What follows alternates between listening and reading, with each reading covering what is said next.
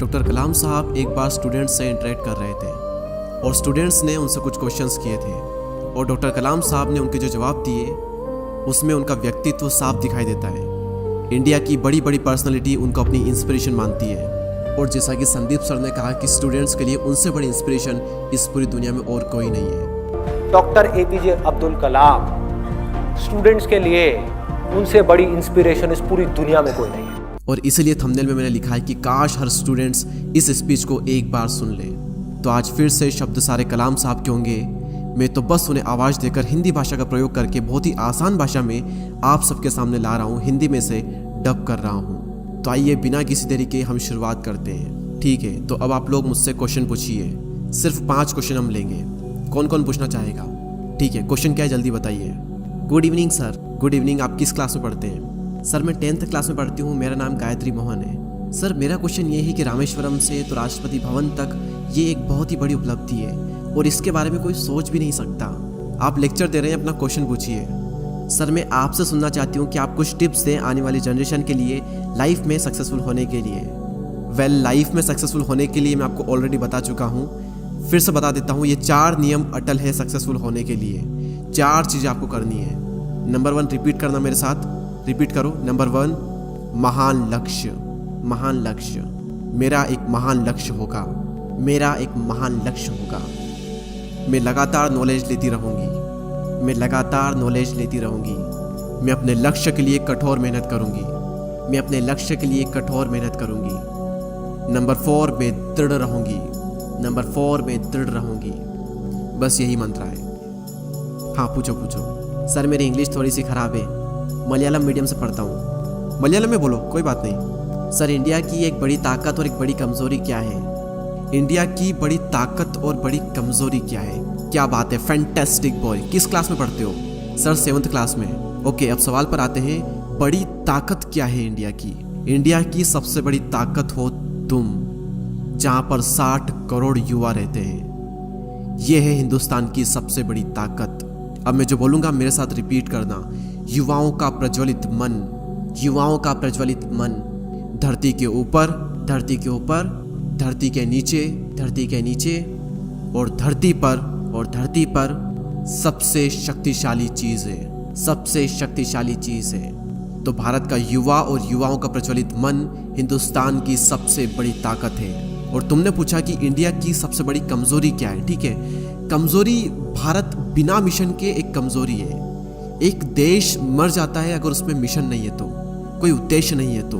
और सेम चीज़ लाइफ के साथ में भी है। बिना मिशन के जीवन मर जाता है, उसी तरीके से बिना मिशन के एक देश भी मर जाता है। तो हर राष्ट्र का और हर एक इंसान का अपना एक मिशन ज़रूर होना चाहिए।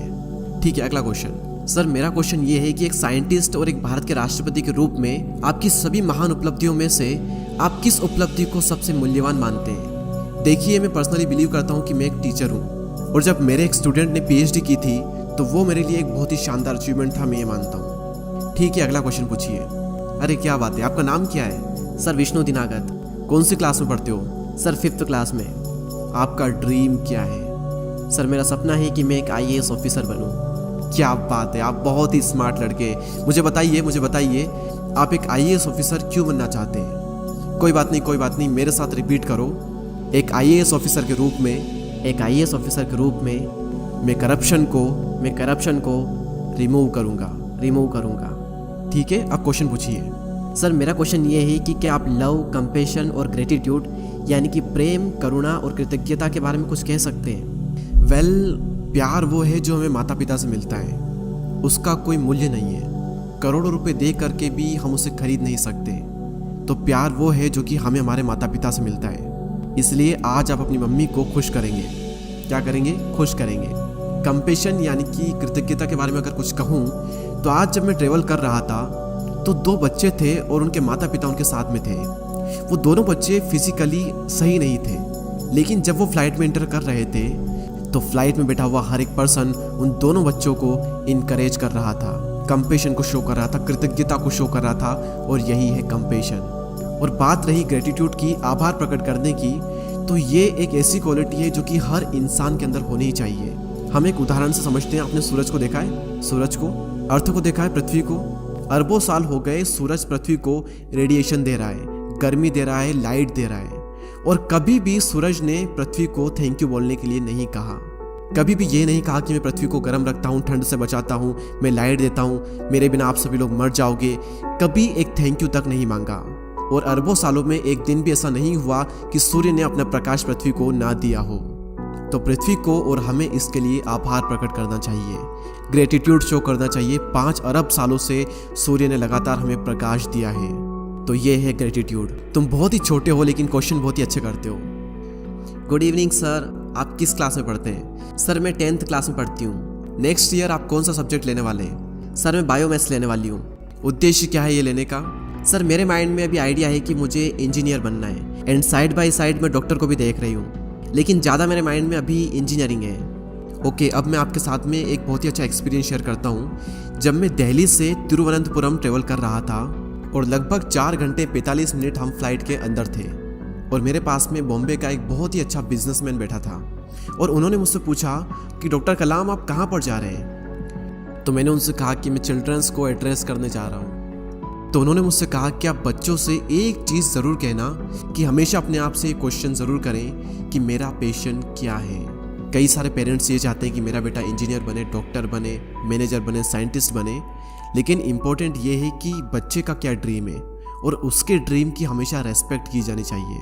इसीलिए मैं जहाँ पर भी जाता हूँ, जिस भी बच्चे से मिलता हूँ, उससे मैं ये ज़रूर पूछता हूँ कि तुम्हारा ड्रीम क्या है, तुम्हारा पैशन क्या है, तुम क्या कर रहे हो और क्यों कर रहे हो।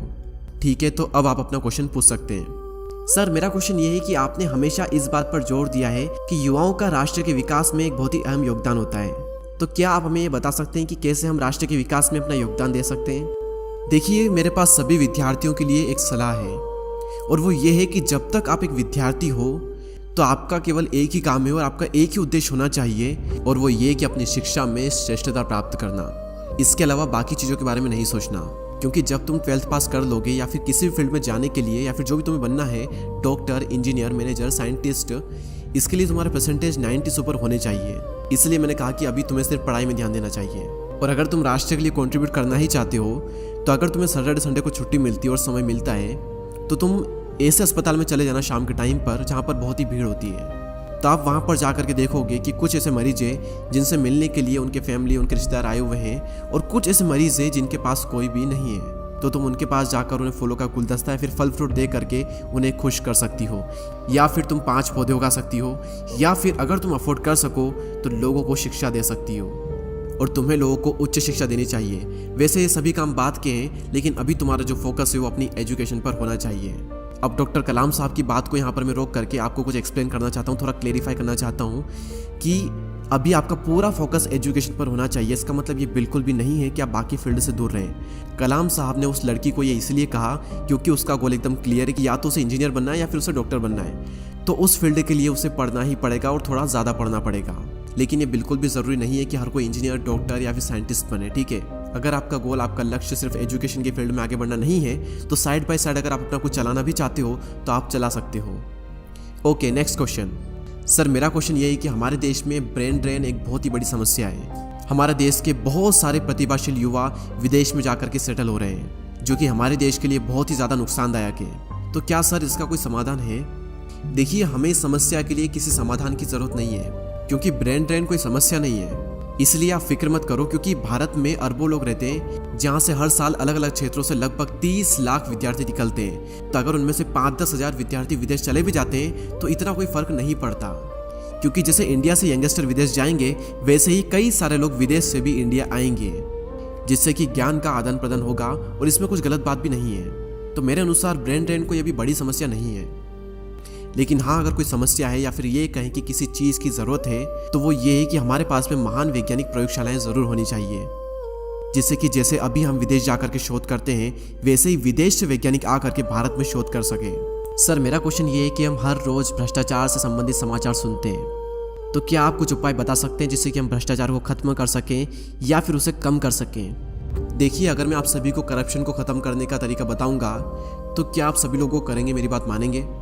Yes sir. भारत में 1 अरब से भी ज़्यादा लोग रहते हैं, और यही 1 अरब लोग 200 मिलियन घरों में रहते हैं, यानी कि हर घर में लगभग 5 लोग रहते हैं। माता पिता एक लड़का और 2 लड़कियां, या फिर माता पिता 2 लड़कियां और 1 लड़का। और ये देखा गया है कि 200 मिलियन घरों में से 60 मिलियन घरों में करप्ट लोग हैं। आप इमेजिन करिए, फैमिली में एक पर्सन करप्शन के थ्रू पैसे कमाता है, लेकिन अगर बच्चे हिम्मत करके अपने पापा से बोल दे कि पापा अगर आप करप्शन करके पैसे कमाओगे तो हम आपकी कार या फिर बाइक या फिर स्कूटी नहीं चलाएंगे, ना ही उसमें बैठेंगे, तो क्या वह पिता कुछ बोल पाएगा? अगर सभी बच्चे अपने पापा से ये बोल देंगे ना, तो आधे ही सही लेकिन भ्रष्टाचार लगभग आधा हो जाएगा, बहुत कम हो जाएगा। दोस्तों, मैं आशा करता हूँ कि आप सभी लोगों ने इस वीडियो से काफ़ी कुछ सीखा होगा। आपका एक कमेंट और एक सब्सक्राइब हमें बहुत ही ज़्यादा मोटिवेट करता है नेक्स्ट वीडियो को इससे भी ज़्यादा बेहतर बनाने के लिए। तो अगर आपको वीडियो पसंद आते हैं तो सब्सक्राइब करके बेल आइकन को प्रेस कर दें।